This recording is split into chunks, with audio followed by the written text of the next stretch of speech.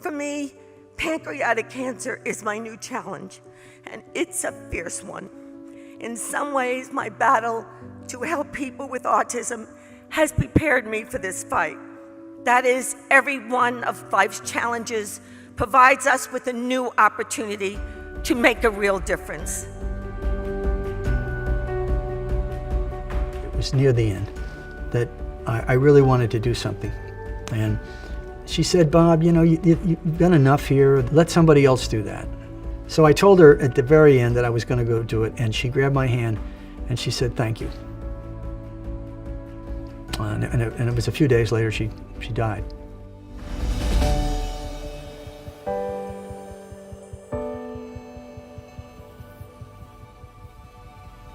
Code Purple is a hospital emergency alert system that notifies the medical community at large that there's a problem of some significance. We need help.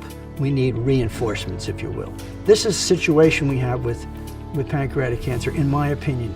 The clear metric that you have in any disease is mortality. And the mortality rate on pancreatic cancer is the highest of any cancer. Whatever we have been doing, it is like a company that has failed. And it can't be fixed. You don't want to tweak it. All that's been done over 50 years.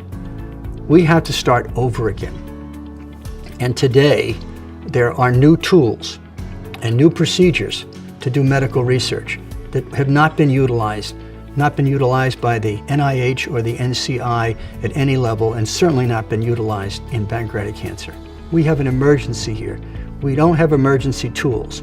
We don't have an emergency mentality. So we have to take the responsibility and the funding for pancreatic cancer somewhere else. And the somewhere else that I'm suggesting is the CDC. They operate more on an emergency basis. When they're asked to, or when they're given that directive by Congress or by the Secretary, they go right into action the next day. That's what we need. I think of Suzanne all the time. I'm never going to see her again. She's not going to come to dinner. And I miss that dramatically. She was an incredible advocate for everything she did, and Autism Speaks would never be Autism Speaks without her.